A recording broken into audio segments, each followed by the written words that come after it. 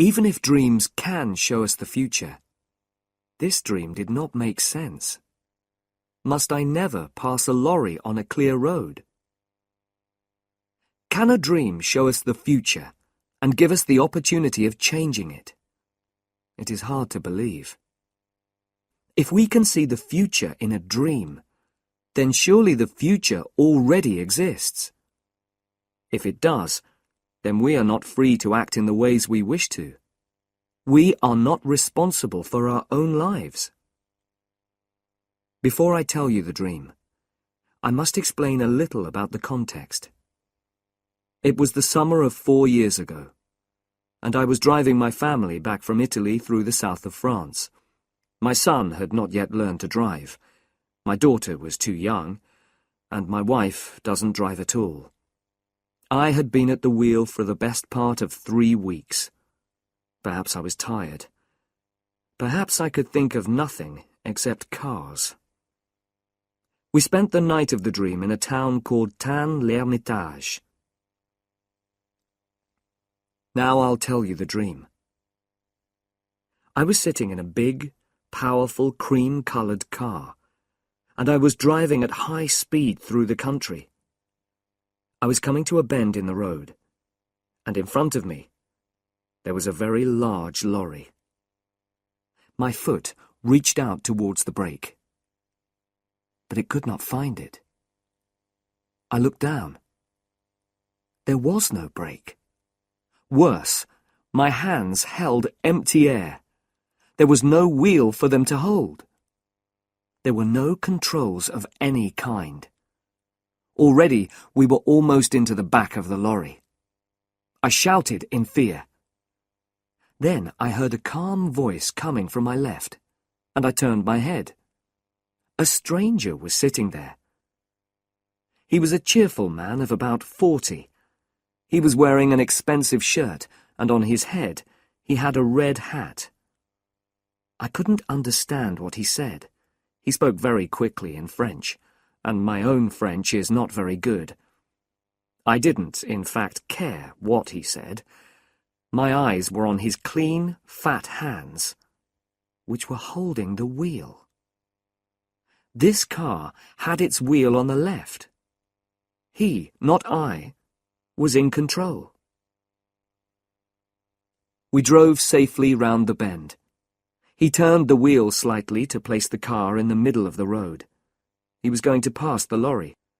The road stretched straight ahead. It was bright in the sunlight, and it was quite empty. Only one other person was in sight. A woman was sitting outside a small house with white walls, and this house was almost exactly ahead of us. She was sitting by a table, putting some flowers in pots. She wanted to sell us some, and waved them at us. This sight, for some reason, filled me with a terrible fear. The flowers made me think of death, and our final resting place. At this moment, we were level with the lorry, and ready to pass it. But then the lorry began to turn away from the side of the road towards our car. It appeared that the driver was doing this on purpose. The stranger by my side shouted loudly and tried to move out of the way. There was a terrible noise from the back of the car, and then an explosion. The earth seemed to turn over, and the noise of flames burned in my ears. At that point, I woke up in fear. I was very worried by this dream, and could not sleep again. It seemed to have a message, and I wanted to explain it. Even if dreams can show us the future, this dream did not make sense. Must I never pass a lorry on a clear road? The road to Paris is always filled with very large lorries. Most of them come up from Marseille, and I always have to pass them when the road is clear. I can't drive slowly behind them forever. No, this was not the meaning of the dream. At its heart was some kind of fear. I had to recognize my fear, and then I could forget all about it. I thought about my driving during the last 3 weeks. I tried to remember all the lorries and all the small white houses. I thought of all the cars which were painted cream. I remembered nothing of any great interest. I had imagined that the road in the dream must be in France. It was long, empty, and straight.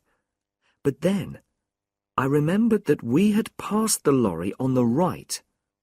So the dream was about a road in England. In England, all cars keep to the left. Immediately, I remembered something. 2 years before this, I was travelling in the north of England. An American and I were making some radio programs. He had brought his car from America, and of course the driver sat on the left side. The brakes and other controls were also on the left. But the colour of his car was not cream. The American was a careless driver, and often passed other cars against my advice. Remember that I was in a better position to see. I was sitting on the right. Once, just after Nottingham, he played chicken. You probably know about chicken. It is a game that is played on the roads. It is becoming more and more popular in America because long journeys are often very dull. You just move your car into the middle of the road and stay there. When another car appears, it comes towards you in the middle of the road. The driver who turns away is the chicken. Quite often, neither driver turns away. I expressed my displeasure at this game in language that the American could not fail to understand. We did not play it again, but it had probably left its mark on my mind. So then, when I was asleep, I experienced it all again in a dream. I also remembered something else while I was having breakfast. When we played chicken, it was an uncommonly windy day. We stopped at Chesterfield, and the American bought a hat. It was a black hat, not a red one, but in dreams details are not always exact. After this, I forgot about the dream until the afternoon. The big French lorries often play their own game. They stay in the middle of the road, and you can't pass them. You have to stay behind them. Sometimes you have to follow them for endless kilometres, although the roads are almost completely empty. This afternoon, we were following a large vehicle which was making terrible noises. When I blew my horn, the driver moved to the side of the road. But it was the wrong side. He was driving along on the left, instead of keeping to the right. There was enough space on the right for me to pass him, but to do that would be wrong. So I just followed him for a few kilometres, and I told myself not to pass him. I considered the situation from every point of view. I could certainly turn my car more quickly than he could turn his lorry. It was a very big, heavy lorry. Could I perhaps pass him quickly on the right before he could do anything? If he turned to the right, though, he could easily kill us all. He probably wanted a bit of fun, but he might want an accident. If he killed us, nobody would say it was his fault. The law would be on his side. The road ahead was quite empty, and went on for many kilometres. I drove more slowly until some distance separated us. Then I increased my speed as much as I could. I drove towards that empty space beside the lorry. My car was moving at about 110 kilometres an hour. The front of my car was almost level with the back of the lorry. Then I saw something that knocked the breath out of my body. On the grass, beside the road, a woman was sitting outside a small white house with a table of flowers. For the first time in my life, I changed my mind while I was preparing to pass another vehicle. My foot went down hard on the brake. The car rocked from side to side. From behind me, I heard the sound of a horn. Another car was following us at a high speed. I knew its colour before I saw it. It was cream.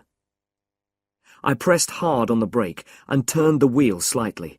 I was just able to move in behind the lorry without touching it. The other car passed us, and the driver blew his horn wildly.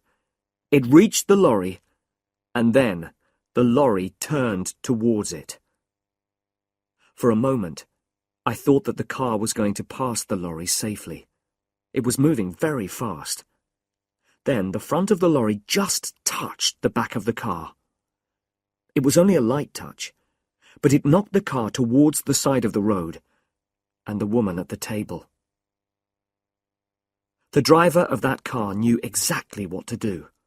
With the greatest skill, he turned it back into the middle of the road. His control was wonderful, much better than mine.